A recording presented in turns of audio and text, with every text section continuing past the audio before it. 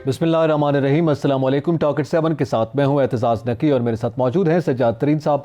नाज़रीन, आज के प्रोग्राम में हम सबसे पहले तो जिक्र करेंगे, आज PDM का जलसा था बरदान में, जिसमें मरियम नवाज साहबा और फजलुर रहमान ने ख़िताब किया मौलाना साहब ने, और उन्होंने अपने ख़िताबात के दौरान गुज़िश्ता रोज़ के वज़ीर आज़म के उस बयान को शदीद तनक़ीद का निशाना बनाया जिसमें उन्होंने कहा था कि किसी भी जमात को बग़ैर तैयारी के हुकूमत में नहीं आना चाहिए, और इस हवाले से उन्होंने अपने वज़रा को भी सख्त तनक़ीद का भी निशाना बनाया और उनको बाकायदा अल्टीमेटम भी दिया गया कि अब कोई बहाना नहीं चलेगा और वो परफॉर्मेंस दिखाएं।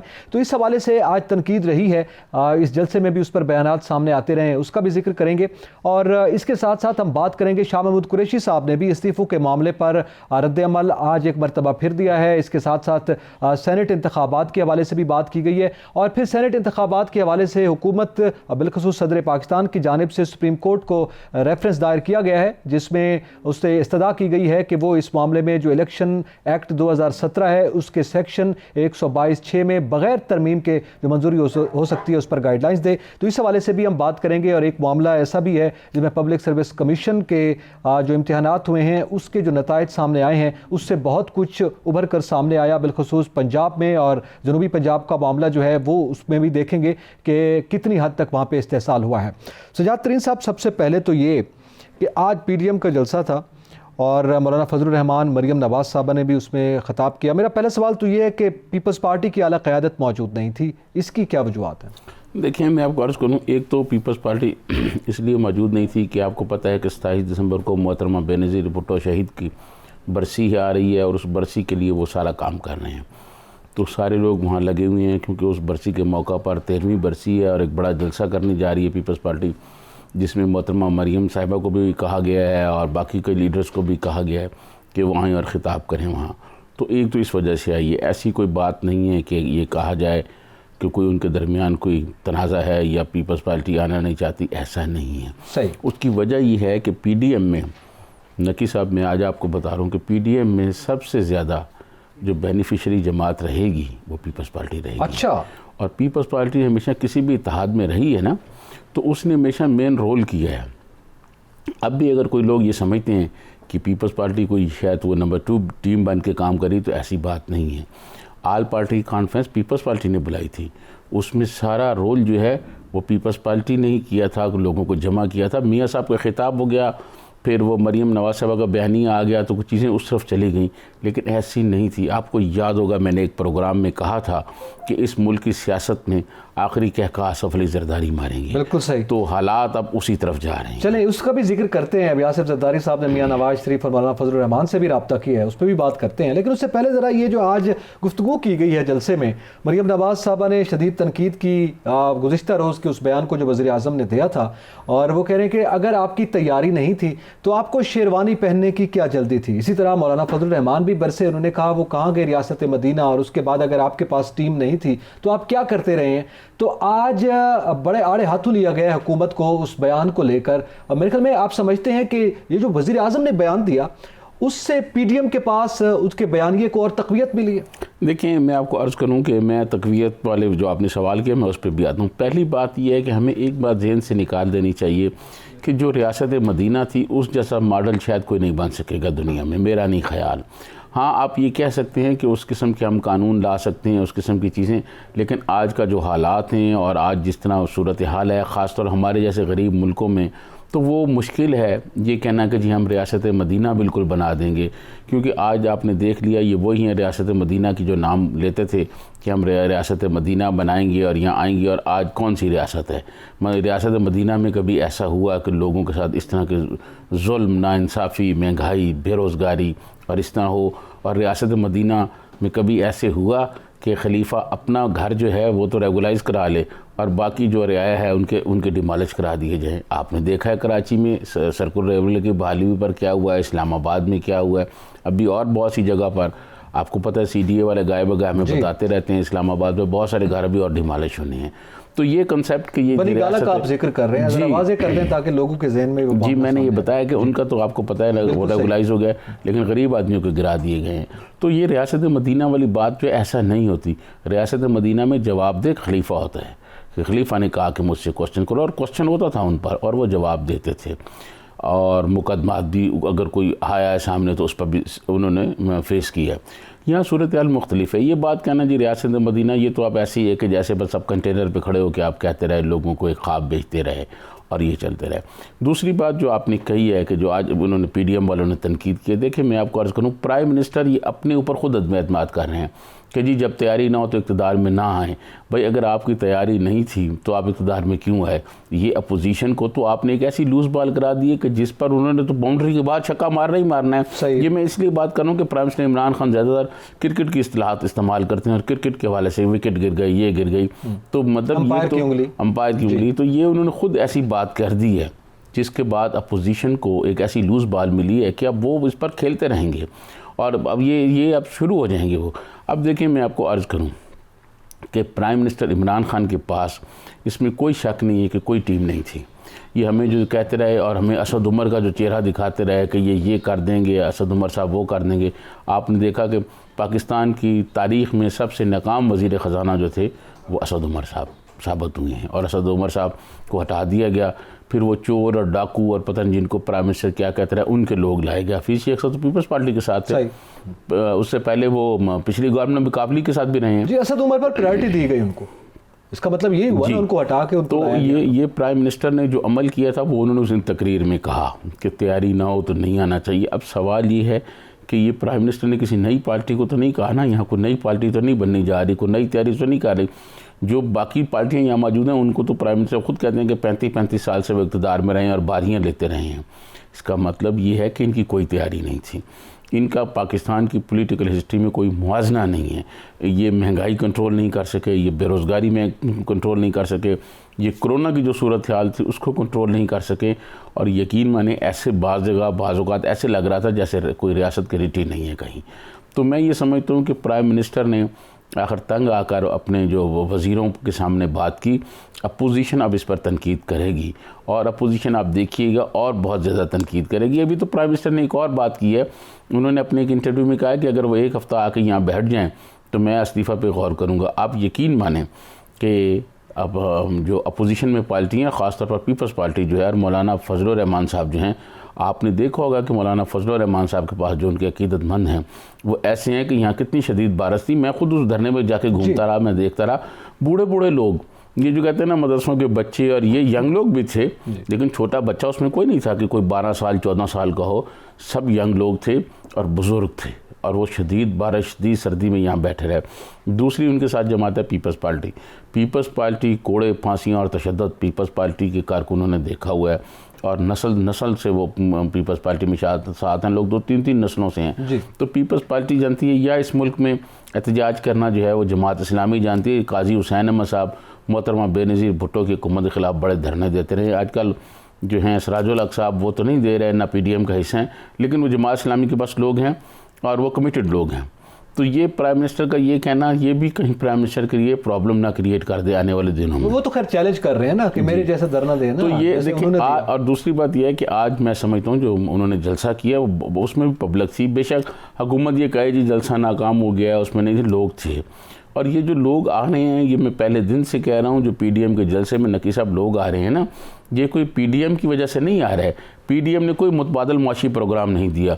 ये लोग आ रहे हैं गुर्बत, बेरोज़गारी और महंगाई से तंग होकर, परेशानी से तंग होकर। बिजली महंगी है, गैस के बिल आ रहे हैं और गैस नहीं। यहाँ इस्लामाबाद में कई इलाके ऐसे हैं, जब हम प्रोग्राम के लिए आ रहे थे बहुत सारे इलाकों से, इवन G6 जो है, G6 पूरा जो सीरीज़ है, G6 1, 2, 3, 4 उसमें नहीं है। बहुत सारे और जो सेक्टर्स हैं बहुत से एरियाज में उसमें गैस नहीं है। ठीक है, ये चट्टा बख्तावर का जो एरिया है इसमें कहीं गैस नहीं है। तो लोगों को बिल आ रहे हैं। तो महंगाई, गुर्बत, बेरोज़गारी, अदवायात की महंगाई, इनसे जो तंग लोग हैं वो PDM के जलसे में जा रहे हैं। प्राइम मिनिस्टर को ये सोचना चाहिए और ये देखना चाहिए कि इन लोगों को रिलीफ़ कैसे दिया जाए।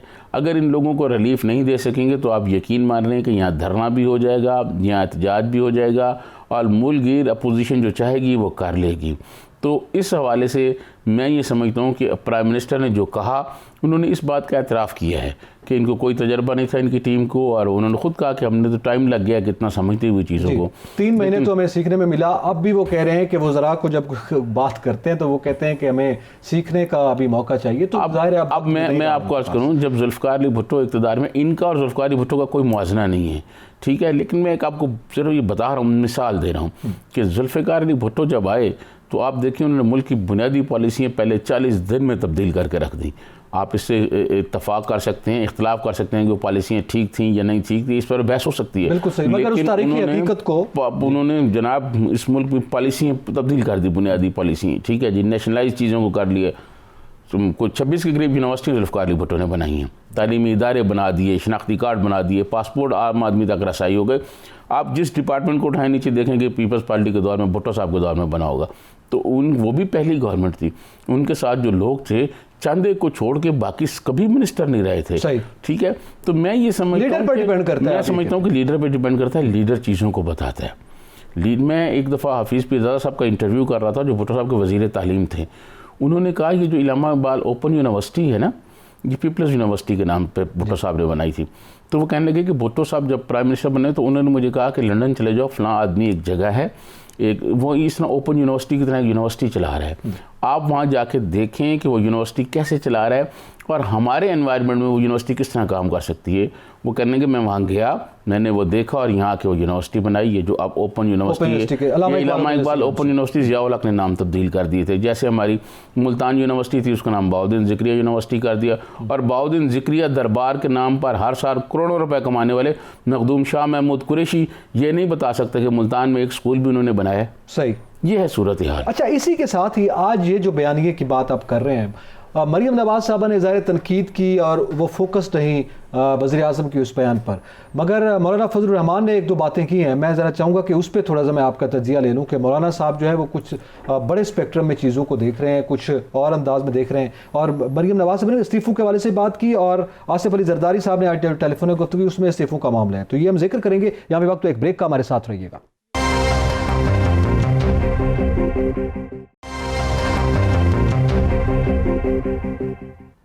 वेलकम बैक नाजरीन, बात कर रहे हैं मौजूदा सियासी सूरत हाल और आज जो पीटीएम का जलसा था और उसमें जो गुफ्तगू हुई। सजातरीन साहब, ब्रेक से पहले मैं ये सवाल आपसे करना चाह रहा था, और वो ये है कि आज मौलाना फजलुर रहमान ने मईशत के हवाले से भी बात की और मौजूदा हुकूमत की परफॉर्मेंस के हवाले से भी बात की, लेकिन जब मौलाना फजलुर रहमान ये बात कर रहे हैं तो उससे पहले नैब के हवाले से उनके ख़िलाफ़ जो रेफरेंस दायर किया गया और उस पर जो केसेस हैं और एहतसाब की बात उनके ख़िलाफ़ की जा रही है। आज जब वो गुफ्तगू कर रहे थे तो आज मौलाना फजलुर रहमान के साथ हमने देखा मौलाना शिरानी वाला मामला हुआ, दीगर कुछ अरकान जो हैं वो भी उन पर तनकीद कर रहे हैं, ख़ुद JUIF के, और फिर नैब की बातें भी हुई। उस बैकग्राउंड के साथ आज मौलाना फजलुर रहमान ने गुफ्तगू की है और उसमें उन्होंने एक गुफ्तगू करते हुए ये कहा कि अब मेरा एहतसाब क्या होना है, ये हुकूमत का एहतसाब मैं करूँगा। देखिए, मैं आपको अर्ज़ करूं कि हुकूमत आए रोज़ जो है वो अपोजिशन को एहतसाब के किसी चक्कर में फंसाना चाहती है, लेकिन उतनी ही शिद्दत से अपोजिशन जो है वो उनका बयानिया अग्रेसिव होता जा रहा है। मौलाना पहले ही बहुत गुस्से में, मौलाना शदीद नाराज़ हैं जब से इलेक्शन हुए, और मौलाना ये समझते हैं कि वो उनको शिकस्त जो है नहीं हुई बल्कि उनको एक साजिश के तहत हरवाया गया है। ये मौलाना का पॉइंट ऑफ व्यू है, और मौलाना इस हुकूमत पर बहुत गुस्से में है। मैं ये समझता हूँ कि और इस हुकूमत ने काम ये किया है कि बजाय अपोजिशन से बातचीत करने के, इन्होंने उस पर एक किस्म की समझ लें कि छोड़ दिया उनको कि कोई नहीं, जो मर्जी है वो करते रहें, या हालात पे छोड़ दिए। तो मैं समझता हूँ उससे बहुत रिएक्शन हो रहा है। अब जो मौलाना शिरानी वाली आपने बात की, ये कोई नई बात नहीं है। हम तो पाकिस्तान की पॉलिटिकल हिस्ट्री के तालिब इल्म में, जब जनाब जुल्फ़िकार अली भुट्टो के ख़िलाफ़ ये कैंपेन शुरू हुई तो जुल्फ़िकार अली भुट्टो के साथ जितने लोग मौजूद थे वो सेंट्रल एग्जीक्यूटिव सारी जाके ज़ियाउल हक के साथ मिल गई थी, और फिर कितनी पीपल्स पार्टियाँ बनाई गई हैं। आपको याद होगा एक नेशनल पीपल्स पार्टी बनाई थी मुस्तफ़ा जतोई साहब ने, ठीक है जी, बिल्कुल सही। फिर उसके बाद बहुत सी मसावात पार्टी बनी पीपल्स पार्टी के लोगों पर मुश्तमिल, फिर और कई मुख्तलिफ नामों से पीपल्स पार्टी बनती रहीं। फिर शेरपाव खान ने एक पीपल्स पार्टी बनाई हुई थी अपनी, फिर और बहुत सारे, लेकिन पीपल्स पार्टी वही है जिसकी क़यादत भुट्टो ख़ानदान के लोग कर रहे हैं, ठीक है। इसी तरह मौलाना फजलुर रहमान साहब जो हैं, उनका जो बयानिया हैं, यकीनन उनके बयानी से हुकूमत बहुत परेशान है और हुकूमत जो है उस परेशानी के रिएक्शन में ये सारा कुछ हो रहा है। मौलाना शिरानी साहब की जो रिस्पेक्ट मौजूद थी, अब भी रिस्पेक्ट उनकी मौजूद है मौलाना शिरानी साहब की, वो मौलाना फजलुर रहमान साहब की वजह से थी। मौलाना फजलुर रहमान साहब जो हैं वो हर जगह उनको मुख्तलिफ़ सरकारी अहदों पर अकामोडेट कराते रहे हैं। जैसे मैंने कल कहा था, इस्लामी नज़रियाती कौंसिल का जो चेयरमैन है वो भी मौलाना फजलुर रहमान साहब ने बनाया था, वरना मुझे याद है कि पीपल्स पार्टी पर तो बहुत ज़्यादा प्रेशर था और जो प्रोग्रेसिव तरक्की पसंद सोच रखने वाले लोग थे पीपल्स पार्टी के अंदर या पीपल्स पार्टी के जरदारी साहब के जानने वाले, जिसमें डॉक्टर आसमा जहांगीर भी शामिल हैं और बहुत सारे लोग हैं, तो उन्होंने तो इसकी मुखालफत की थी, लेकिन आसफ जरदारी साहब ने मौलाना फजलुर रहमान की बात को तस्लीम किया और उनको लगा दिया। अब शिरानी साहब देखें, बात यह कि 1-2 सीटें 2-4 सीटें तो लोग जीत लेते हैं, मौलाना शिरानी साहब भी जीत लेंगे, लेकिन मौलाना शिरानी साहब के जो बयानियाँ हैं ख़ास तौर पर मौलाना फजलुर रहमान साहब के ख़िलाफ़, वो ज़्यादा देर उसको कोई पजीराई नहीं मिलेगी। आप देखिए भी छोड़ रहे हैं, शुजाउल मुल्क साहब हैं, उन्होंने भी इसी तरह तनकीद की। जैसे जैसे तहरीक आगे बढ़ रही है, मौलाना साहब के हवाले से कम हम जो इस वक्त जिस पॉलिटिकल हिस्ट्री को अपनी आंखों से देख रहे हैं, उसमें JUI फेक के अराकीन इस तरह से ओपनली सामने आ रहे हैं और वो छोड़ रहे हैं। देखिए, मैं आपको अर्ज़ करूँ कि मौलाना के उस बयानिए की वजह से तनहा करने की कोशिश की जा रही है, लेकिन ऐसा मुमकिन नहीं हो पाएगा। आप देखिएगा, इससे पहले हुआ जब समीउल हक साहब वगैरह अलहदा हुए, फिर देखें क्या क्या इल्ज़ामात लगे समीउल हक पर, वो तो इल्ज़ामात बयान भी नहीं किए जा सकते।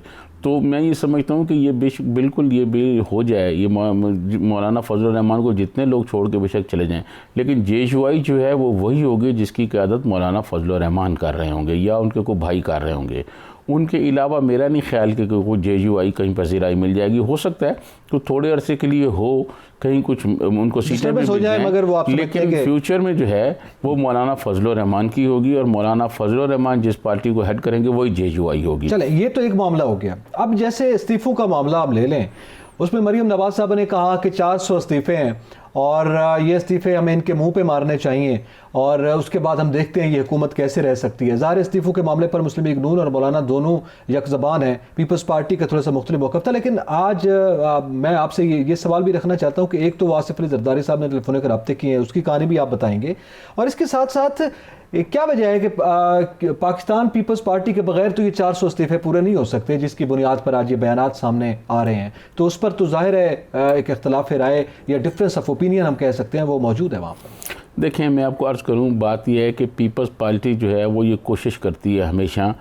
पीपल्स पार्टी ने 1985 में मैदान छोड़ दिया था, उसकी बहुत बड़ी सज़ा पीपल्स पार्टी को आज तक मिल रही है। 1985 में जो गैर जमाती इलेक्शन हुए थे, पीपल्स पार्टी मोहतरमा नहीं करना चाहती थी, मोहतरमा चाहती थी कि इलेक्शन लड़ा जाए, बेगम भुट्टो भी चाहती थी कि इलेक्शन लड़ा जाए, लेकिन उस वक्त जो MRD की लीडरशिप थी जिनका इजलास हो रहा था, ग़ालिबन एबटाबाद में वो इजलास हो रहा था, जब तक मुस्तफ़ा जतोई तक वो पहुंचा कि मैसेज, तो मुस्तफ़ा जतोई ने कहा जी हमने तो फ़ैसला अब कर लिया है। तो कुछ लोग ये कहते हैं, बाद में ऐसे हक़ाइक़ भी नज़र आए कि वो सारी की सारी जो MRD की लीडरशिप थी वो ज़ियाउल हक ने अपने पेरोल पर ले ली थी और उनको कहा था कि पीपल्स पार्टी को बाहर रखो, वरना शायद अगर 85 में गैर जमाती इंतखाबात में पीपल्स पार्टी के कैंडिडेट गैर जमाती उस पर ही खड़े होकर आ जाते हैं अवाम दोस्त के नाम पर, तो शायद ज़ियाउल हक का इक़्तिदार फिर इतना तूल ना पकड़ता और वहीं मामला जो है ना आगे पीछे हो जाते। लेकिन पीपल्स पार्टी ने वो जब एक दफ़ा छोड़ा तो बहुत तल्ख़ तजर्बा है, बहुत तल्ख़ बातें हैं पीपल्स पार्टी कि आप किसी भी लीडर से बात करें तो वो फिर सारे नुकसानात जो हैं वो गिनाते हैं। तो इसीलिए पीपल्स पार्टी कोई ऐसा प्रोसेस जो जमहूरी प्रोसेस हो उससे नहीं निकलना चाहती बाहर। सेनेट जो है ये बरकरार रहता है, ये बात नहीं कि सेनेट जो है वो ख़त्म हो जाएगा, सेनेट कभी ख़त्म नहीं हो सकता, वो उसका हाउस चलता रहता है। तो इसीलिए मेरा ख्याल में जो आप आगे चल के बात भी करेंगे आसिफ जरदारी साहब की भी, वो इसीलिए पीपल्स पार्टी ये कोशिश कर रही है कि अगर इस्तीफ़े दिए जाएँ तो सेनेट इलेक्शन के बाद दिए जाएँ, सेनेट इलेक्शन जो है वो हो जाए, हाउस पूरा हो जाए। देखिए, अगर आप सेनेट इलेक्शन में हिस्सा नहीं लेते तो फिर हुकूमत ये तो कर सकती है ना कि अपने लोगों को ले आए, ठीक है, तो यहाँ जो इनकी बात करने वाले लोग हैं वो कम हो जाएंगे। तो इसलिए, और सेनेट से इन्होंने इस्तीफे भी नहीं देने, इन्होंने कहा हुआ है कि नहीं, अगर इस्तीफे देखें, वो जो इस्तीफे की डिमांड है, फिर क्या सेनेट इंतखाबात बजाते खुद खतरे में नहीं पड़ जाते? वो तो बात का मामला है ना कि आप अलग हो जाएं और हुकूमत करवा ले। क्या ऐसा मुमकिन हो पाएगा एक सूबे के अलग हो जाने से या इस्तीफे आ जाने से? बात यह है कि ऐसा मुमकिन नहीं है, लेकिन हो भी सकता है कि हुकूमत कोई और रास्ता निकाल के आए। जैसे हम आगे चलेंगे तो आप सरदार की रेफरेंस की शो ऑफ हैंड की बात करेंगे, तो ये कोई ना कोई रास्ता है। तो लिहाजा सियासत में मैं समझता हूँ कि हर बात के इम्कानात ज़्यादा होते हैं। सियासत में मुज़ाकरात हो सकते हैं, बातचीत हो सकती है। तो पीपल्स पार्टी, और एक और मैं आपको बात बता दूँ, हो सकता है कि मेरे पीपल्स पार्टी के दोस्तों को शायद ये बात अच्छी न लगे, पीपल्स पार्टी भी रिज़ाइन उस वक्त देगी अगर पीपल्स पार्टी को इस बात की यकीन दहानी करा दी जाएगी कि हाँ आप रिज़ाइन दें और 3 माह के अंदर इलेक्शन हो जाएंगे। वरना अगर ये कि भी इलेक्शन भी नहीं है और जमहूरियत भी नहीं है और आप रिज़ाइन दे दें तो ऐसा नहीं होगा, बहुत मुश्किल होगी। पीपल्स पार्टी ने, आपको पता है, सेंट्रल एग्जीक्यूटिव का इजलास तलब कर लिया है। आम तौर पर इजलास जो है वो मोहतरमा बेनज़ीर भुट्टो की बरसी से 1 दिन पहले होता है, लेकिन मेरे ख्याल वहाँ भी लोग लीडरशिप जमा होगी। फिर उसके बाद उन्होंने 29 को बुला लिया है। तो उस इजलास में बैठ के पीपल्स पार्टी ने ये तय करना है कि हम अगर पार्लियामान से बाहर जाएं तो उसके बाद फिर हमें क्या मिलेगा। ऐसा तो नहीं है ना कि पीपल्स पार्टी जो है वो वैसे ही कुर्बानी दे दे सिंध गवर्नमेंट की, ऐसे तो कोई कुर्बानी नहीं देगा। और फिर पीपल्स पार्टी इस बात पे भी कुर्बानी नहीं देगी कि इलेक्शन जीत के देखें। पीपल्स पार्टी आज सिंध में इलेक्शन करा दें, जो मर्जी आप कहते हैं। हमारे बहुत सारे एंकर जो हैं वो कराची के मसाइल और सारा कुछ सुनाते हैं, उनको ऐसे लगता है जैसे पंजाब में दूध और शहद की नहरें चल रही हैं। तो मैं ये कहता हूँ आप आज इलेक्शन करा दें, पीपल्स पार्टी सिंध से फिर जीत जाएगी। ठीक है, लेकिन अब पीपल्स पार्टी इस बात पे नहीं छोड़ेगी। पीपल्स पार्टी कुछ और भी मामलात करेगी कि जी मरकज़ में क्या होना है, फिर पंजाब में क्या होना है। तो ये सारी चीज़ें देख के पीपल्स पार्टी फैसला करेगी। और ऐसे नहीं लग रहा कि पीपल्स पार्टी फ़ौरन इस्तीफ़ों पर राज़ी हो। नहीं, वो तो आज जो आसिफ अली जरदारी साहब ने, इसी के साथ ही लिंक कर लेते हैं उस बात को कि आसिफ अली जरदारी साहब ने टेलीफोनिक रब्ता किया मौलाना फजलुर रहमान से और मियां नवाज शरीफ से, और उसमें सेनेट इंतखाबात तक इस्तीफ़ों को मुलतवी करने के हवाले से उन्होंने बात की है कि उनकी एक राय है कि जब तक सेनेट इंतखाबात नहीं हो जाते आप इस्तीफ़ों की बात मत करें। आपके इल्म है, अभी हमने गुफ्तगू सुनी, मरियम नवाज साहबा ने ये जो बात की कि 400 इस्तीफ़े इनके मुंह पे मारने चाहिए, ये मैसेज किसको दे रहे हैं? मेरे ख्याल में तो पीपल्स पार्टी को दिया जा रहा है ना कि वो मिलेंगे तो 400 इस्तीफ़े मुंह पे मारने चाहिए, वरना ये चाहिए का लफ्ज़ किसके लिए इस्तेमाल हो रहा है। तो उसके बाद ये जो राब्ता हुआ और उसमें जो आसिफ अली जरदारी साहब वो ये कह रहे हैं कि सेनेट इंतखाबात तक रखा जाए, तो इसका मतलब है कि ये मामला इस्तीफ़ों वाला तो शायद ज़्यादा देर ना चल सके या सेनेट इंतखाबात से पहले इस्तीफ़े ना आ पाए। देखिए, मुझे नहीं लगता कि सेनेट इंतखाबात से पहले इस्तीफ़े आएंगे। ये सेनेट में हिस्सा लेंगे, एक बात। दूसरी बात, ये जो इस्तीफ़े हैं ये मैं समझता हूँ एक इस्तीफ़ों का मामला नहीं है, ये इस पर भी तनाज़ा होगा। और तीसरी बात ये होगी कि पीपल्स पार्टी इमरान खान और तारिक कादरी के धरनों के ख़िलाफ़ रही है, ठीक है, जबकि पीडीएम के लोग कह रहे हैं कि हम इस्लामाबाद में लॉन्ग मार्च भी करेंगे और धरना भी देंगे। लॉन्ग मार्च तक तो हो सकता है पीपल्स पार्टी साथ दे, शायद धरने पे भी ना दे। ये भी अब सेंट्रल एग्जीक्यूटिव में डिस्कस होना है। पीपल्स पार्टी के सेंट्रल एग्जीक्यूटिव में जो लोग जा रहे हैं, मेरी उनसे बात हुई है इस इशू पर, तो उन्होंने कहा कि ये कैसे मुमकिन है कि हम इमरान खान और तारिक कादरी के धरने की तो हम मुखालफत करते रहें और हम कहते रहें कि जत्थों से जो है हुकूमतें नहीं गिरानी चाहिए। आज हम कैसे कहें कि जी हम लॉन्ग मार्च कर रहे हैं या हम धरना दे रहे हैं। तो इस पर फिर पीपल्स पार्टी की सेंट्रल एग्जीक्यूटिव जो है वो मुल्क की पार्टी की सबसे बड़ी बॉडी है, उसमें बैठ के उस कमेटी में डिस्कस होगा। फिर ये देखना होगा कि अगर पीपल्स पार्टी धरना करती है तो फिर आगे क्या होता है। लेकिन ये उसी वक्त तो कुछ नहीं होगा जब तक पीपल्स पार्टी को ये यकीन दहानी ना हो जाए कि इनके रिज़ाइन देने के बाद या इनके मार्च करने के बाद या इनके धरना देने के बाद अगले 2 या 3 माह में इलेक्शन होते हैं। एक बात मैं और आपको बता दूँ, प्राइम मिनिस्टर इमरान खान बड़े खुशकिस्मत हैं कि एक तो पहले इनको कोरोना की वजह से मामलात इनके थोड़े से जो है वो दब गए, पस मंज़र में चले गए, महंगाई और ये चीज़ें। दूसरी बात, इस वक्त जो ख़ित्ते की सूरत हाल है, उस ख़ित्ते की सूरत हाल में हमें ये देखना होगा, मेरे बहुत सारे जो बैनुल-अक़वामी अमूर के माहिरीन हैं, जो बैनुल-अक़वामी अमूर पर नज़र रखते हैं, उनसे मेरी कल बहुत घंटों बात हुई।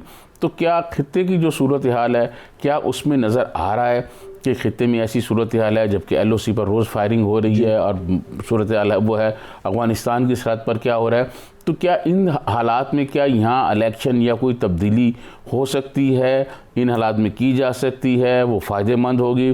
फिर आपको पता है एक और मामला भी है, इजराइल वाला भी है।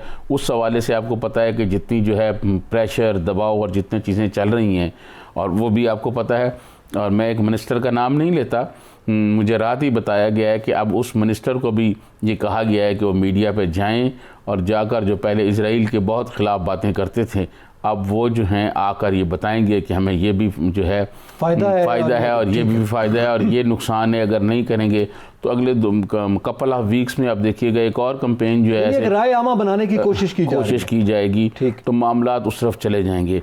तो क्या बैनुल-अक़वामी हालात जो हैं वो भी मुझे ऐसे नहीं लगते, ये बैनुल-अक़वामी अमूर के जो माहिरीन हैं जिन्होंने साल से उस पर नज़र रखी हुई है, चीज़ों को देखते हैं, सही है, उन्होंने कहा कि ऐसे हालात नहीं लग रहे कि शायद कोई इलेक्शन की तरफ मुल्क जाए। अच्छा, ये फौरी तौर पर ऐसा नहीं लग रहा, लेकिन जो यकीन दहानी की आप बात कर रहे हैं वो सवाल मैं छोड़े जा रहा हूँ कि पीपल्स पार्टी जिससे यकीन दहानी लेगी वो कौन है? एक तो जाहिर है ये एक बड़ा सवाल है, आप ये 2-3 बार ये जिक्र कर चुके हैं कि उनको यकीन दहानी नहीं करवाई जाएगी, और इसके साथ साथ फिर जो रिएक्शंस आए हैं शाह महमूद कुरैशी साहब के और दीगर, उस पर भी जिक्र करते हैं। नाज़रीन, यहाँ पे वक्त तो एक ब्रेक का, हमारे साथ रहिएगा।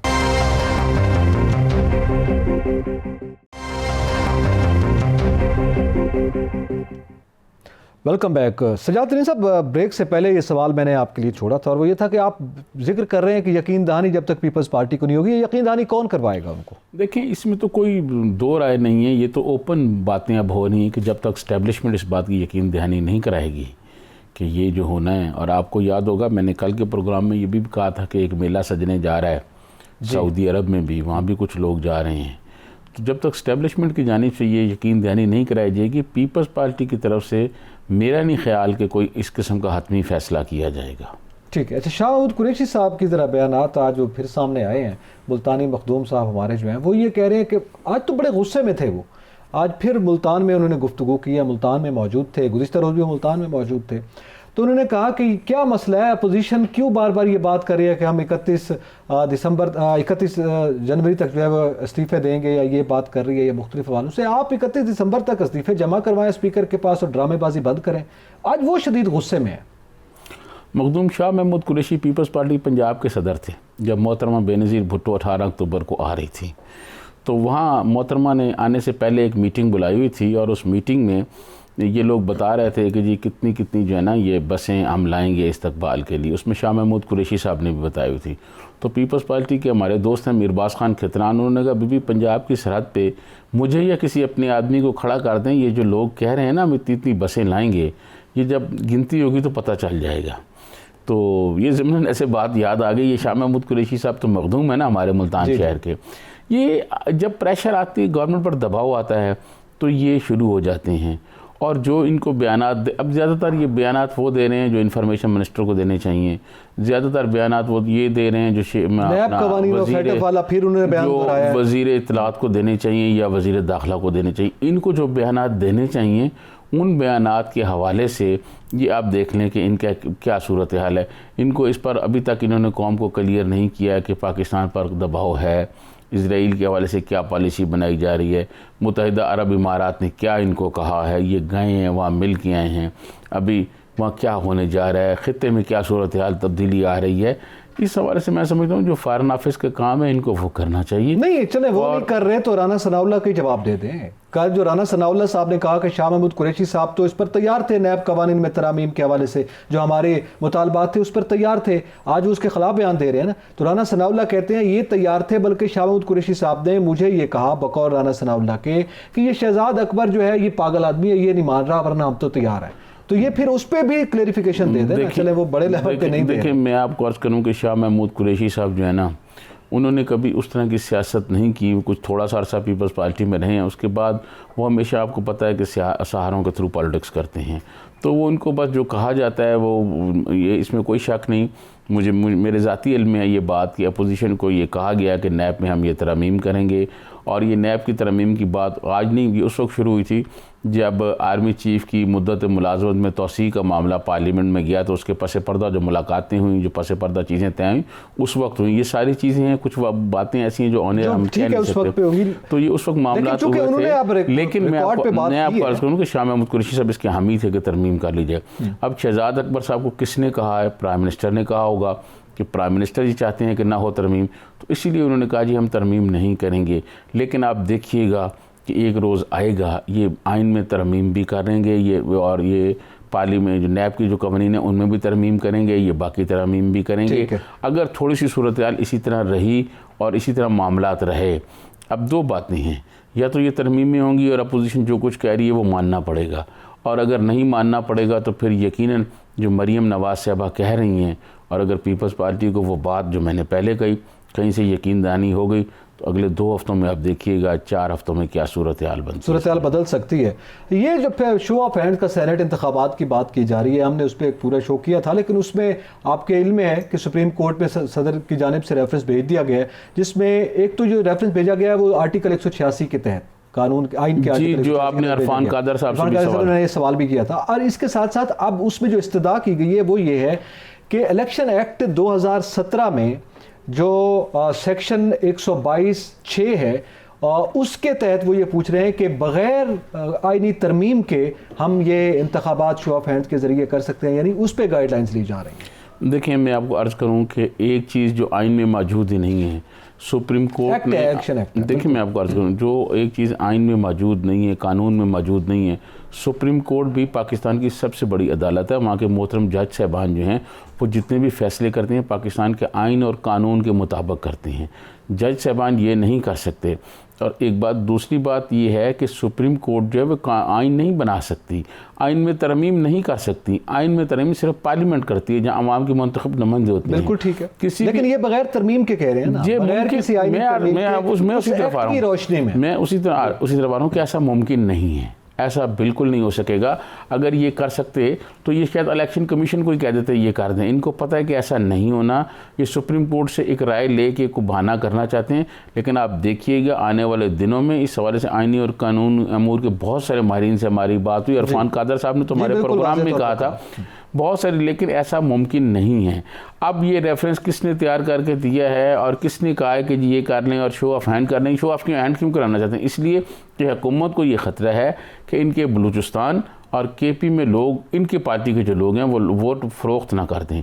क्योंकि पहले भी 20 लोगों को इन्होंने इसी बात से निकाला था केपी असम्बली से, जिन्होंने वोट जो हैं वो हुकूमती उम्मीदवारों को नहीं दिए थे। ये मैं आपको बता दूं, ये एक कभी हम इंशाल्लाह इस पर बात करेंगे, अभी फौरी तौर पर नहीं। मेरे इल्म में है कि ये सदारती रेफरेंस किसने तैयार किया है और किस आदमी ने प्राइम मिनिस्टर को ये मशवरा दिया है और किस आदमी ने कहा है कि ये किया जाए। लेकिन मैंने बहुत से आइनी अमूर के माहिरीन जो है उनसे रब्ता किया है, बल्कि प्राइम मिनिस्टर को कुछ लोगों ने, ये खुद अपनी पार्टी के लोग जो हैं, 2 लोगों ने मुझे बताया कि उन्होंने हमने ये बताया कि ये सुप्रीम कोर्ट में ना जाएं। सुप्रीम कोर्ट में जाने की उन्होंने मुखालफत की है। लेकिन एक साहब हैं जिन्होंने ऐसा जादू चलाया कि नहीं जी ये कर लें तो ऐसा हो जाएगा। तो मेरा नहीं ख्याल कि सुप्रीम कोर्ट जो है वो मानेगी, क्योंकि जितने भी आइनी अमूर के माहिरीन हैं उनसे बात हुई, मेरी बहुत डिटेल से डिस्कस हुई। जब ये खबर मैंने देखी तो मैंने डिटेल से उनसे डिस्कस की। उन्होंने कहा ऐसा मुमकिन ही नहीं है और सुप्रीम कोर्ट इसको उड़ा के रख देगी। चलें, ये तो फिर आने वाले वक्त में देखा जाएगा। सर, ये सेनेट इंतखाबात, शो ऑफ हैंड, इस्तीफ़े और इस नौयत के जितने बयानिए सामने आ रहे हैं, इनका ताल्लुक उन सियासी जमातों के अपने ज़ाहिर मफादात भी हैं, उनकी सियासत का बचाना भी है। मगर हम आवाम कहाँ जाएँ? सजाद तरीन साहब, मैं जनूबी पंजाब के हवाले से आज बात करूंगा। जनूबी पंजाब ये कहते हैं, सराइकी वसेब हम कहते हैं, हुकूमती वर्जन जो है वो जनूबी पंजाब है, उसको जनूबी पंजाब के नाम से याद करते हैं, इसलिए मैं वो इस्तिलाह इस्तेमाल कर रहा हूँ कि सबकी समझ में आ जाए। पंजाब में लेक्चरर होम इकनॉमिक्स की असामियाँ थीं जो कि पब्लिक सर्विस कमीशन के तहत उनके इम्तिहानात हुए और उसका नतीजा जो 2020 का सामने आया है, उसमें पंजाब से टोटल 28 उम्मीदवार जो हैं वो कामयाब हुए हैं और उसमें पंजाब में सिर्फ 27 उम्मीदवार हैं। और ओवरऑल अपर पंजाब की मैं बात कर रहा हूँ, और सराइकी वसेब से या जनूबी पंजाब से 1 उम्मीदवार है जिसका ताल्लुक बहावल नगर से है। अब ये जो बार बार सराइकी सूबे की या जनूबी पंजाब सूबे की बात की जाती है, उसमें ये एक बड़ा मामला है कि आप खाली पब्लिक सर्विस कमीशन के इम्तिहानात देख लें तो उसमें अगर पंजाब से जो उम्मीदवार पास होते हैं उन सब का ताल्लुक अपर पंजाब से होता है और जनूबी पंजाब से, सराइकी वसेब से कोई नहीं आता। तो उसके आज 2020 का नतीजा भी वही चीज़ जाहिर कर रहा है। और इस पर मुझे भी बहुत कॉल्स आई, आपको भी बहुत से मैसेजेस आए कि जनाब इस पर बात करें, ये हमारा एक्चुअल मामलात हैं, इसमें हम पीस रहे हैं, इस पर कोई बात करने को तैयार नहीं है। देखिए नकी साहब, मैं आपको अर्ज़ करूं, बात यह है कि हम जो कहते हैं कि सराइकी सूबा अलहदा बनाया जाए, वो क्यों कहते हैं? वो इसीलिए कहते हैं कि ये पंजाब पब्लिक सर्विस कमीशन हो या फेडरल पब्लिक सर्विस कमीशन हो, या हमारा नौजवान जो डेरा गाजी खान में पढ़ता है, जो मियाँ वाली में पढ़ता है, जो बखर में पढ़ता है, वो लाहौर में पढ़ने वाले बच्चे का मुकाबला नहीं कर सकता। ठीक है जी, लाहौर में जो सहूलियात हैं वो डेरा गाजी खान, राजनपुर, मियाँ वाली, लिया में नहीं हैं। आप ये देखें कि लिया, मुजफ्फरगढ़ और कोट अदू, डेरा गाजी खान, राजनपुर और तोड़ एंड सराइकी तक आप जितना एरिया देख लें, इधर आप मियाँ वाली देख लें, बखर देख लें, ये सारे वो एरिए हैं कि जहाँ पर तालीम का वो मयार नहीं है जो पंजाब में लाहौर में हैं। फिर इसी तरह ही वो सहूलियात नहीं हैं, तो हमारे बच्चे महरूमियों को बहुत ज़्यादा शिकार हैं। फिर आगे उनके साथ ये हो जाता है, बहुत सारे हमारे लड़के जो फेडरल पब्लिक सर्विस कमीशन का इम्तिहान देते हैं, बहुत सारी मिसालें ऐसी हैं, कभी आप इस पर प्रोग्राम रखें, हम पूरा प्रोग्राम करेंगे। हमारे जो नौजवान हैं वो तहरीरी इम्तिहान में 100% नंबर ले लेते बिल्कुल हैं, ऐसा। लेकिन जब उनके इंटरव्यूज़ होते हैं और उनके इंटरव्यूज़ में उनको फेल कर दिया जाता है और उनको इंटरव्यू से निकाल दिया जाता है। ये भी देखने की जरूरत है कि क्या चीज़ है जिसकी बुनियाद पर आप फेल कर रहे हैं। मैं यही आपको अर्ज कर रहा हूँ, इस पे बहुत सारी चीज़ें मौजूद हैं। ये जो हम अपनी महरूमियों का रोना रोते हैं और हम ये कहते हैं कि सूबा दिया जाए, हम इसीलिए कहते हैं कि कम अज़ कम हमारे जो गरीब लोग हैं, जो मेहनत करते हैं, जो पढ़ते हैं, उन हमारा सूबा ना होने की वजह से public service commission, federal public service commission जो है उसमें हमारा कोटा नहीं है, उसमें हमारे लोग नहीं हैं। आप देख लें, यहाँ इस वक्त फेडरल में हम बैठे हुए हैं इस्लामाबाद में, आप देख लें कितने सूबा सराय जो है सराइकी सूबा से या सराइकी वसीम से ताल्लुक़ रखने वाले फेडरल सेक्रेटरी हैं। इसी तरह बाकी डिपार्टमेंट में भी यही सूरत है। पंजाब पब्लिक सर्विस कमीशन में भी यही सूरत हाल है ना। देखिए अब एक उम्मीदवार तकरीबन 18 से 21 अजला या उससे कम बेश, अगर मैं गलती पर नहीं हूं, तो वहां से एक उम्मीदवार है, बाकी सब जो है वो नाअहल हैं। और ये सारे जो हम जीटी रोड की बात करें यहाँ पर पंजाब की आवाम से हमारा कोई वो नहीं होता। अब उस माइंड सेट के खिलाफ ये बात की जा रही है कि वो सब लायक है और वो सब नालायक है, ये कहा जाएगा। ये जो बच्चा का आप जिस बच्चे की आप बात कर रहे हैं भावल नगर वाली साइड की, ये नौजवान भी मुझे यकीन है कि ये लाहौर ही कहीं पढ़ता होगा, इसका डोमिसाइल वहाँ का होगा, ये इसके वालिदैन नहीं, लेकिन ये पढ़ा यहाँ पर होगा, क्योंकि बदकिस्मती से हमारा पूरा तो पूरा जनूबी पंजाब छोड़ के लाहौर आ जाए क्या? पूरा जनूबी सबको शिफ्ट हो जाना चाहिए? नहीं, ये बात नहीं है, ऐसे नहीं होता, ये मसाइल ऐसे नहीं होते कि आप आप दारुल हुकूमत में शिफ्ट हो जाएं, ऐसे नहीं होता। आप वो वाली सहूलतें उनको दें, सूबा बना के दें, आप सूबा बना दें और सूबा बना के इसी तरह आप जो मेडिकल की हमारी नशिस्तें हैं, जो मेडिकल की हमारी सीटें हैं, उसमें जो सारे के सारे हमारे जो लोग हैं पंजाब की जो सीटें आती हैं, उसमें जनूबी पंजाब के लड़कों के जो हैं वो नज़रअंदाज कर दिए जाते हैं। उसकी वजह ये है कि वो बेचारे अगर उसमें इम्तिहान देते हैं FSC में 1,000 से ऊपर नंबर लेते हैं, इंट्री टेस्ट में, क्योंकि वहाँ अकेडमीज़ ऐसी नहीं है, वहाँ सहूलियात ऐसी नहीं है। यहाँ जो अपर पंजाब के लोग हैं सारे हमारे एरिया में ये दाखिल हो जाते हैं लड़के, तो ये बड़ा मसला है। मैं समझता हूँ कि जनूबी पंजाब की महरूमियों पर हम बहुत रोते हैं, बहुत हम ये कहते हैं। ये देखिए अब ये मिसाल है कि 28 लोगों ने इम्तिहान दिया है और जनूबी पंजाब से एक बच्चा पास हुआ है, बाकियों को 28 कामयाब हुए ना, तो एक बच्चा जनूबी पंजाब से, बाकी 27 जो हैं वो इधर से हो गए हैं। इसका मतलब है वहाँ कोई वो नहीं है। उसकी बुनियादी वजह यह है कि तालीमी मयार वहाँ नहीं है, वहाँ अलहदा सूबा बना दिया जाए। तो आप देखिएगा इस हुकूमत ने शुरू किया है, लेकिन इन्होंने भी उसी तरह सेक्रेटरी वगैरह सेक्रेटरिएट वगैरह बना दिए, सब कुछ कर दिए, लेकिन सूबा बनाने की तरफ कोई अमली कदम नहीं। बिल्कुल सही है जनाब। ये तो उस्मान बुज़दार साहब, आप वज़ीर आला हैं, आपका ताल्लुक उस इलाके से, आपको सोचना चाहिए आपके नौजवानों के साथ क्या इस्तेसाल हो रहा है और क्यों ये मुतालबा किया जा रहा है। वज़ीर आज़म खुद, उनका भी ताल्लुक उस इलाके से है बुनियादी तौर पर, तो उनको भी इस पे बारे में सोचना चाहिए कि ये क्या मामला है और क्यों ये डिमांड की जा रही है। और ये एक बड़ी जेन्युइन डिमांड है कि आम आदमी का, एक आम बच्चे का मुस्तकबिल जो है वो आप तबाह कर रहे हैं और फिर उसमें एहसास महरूमी भी बढ़ता चला जा रहा है। एतजाज़ नकीर सजाद तरीन को इजाज़त दीजिए। अल्लाह हाफ़िज़।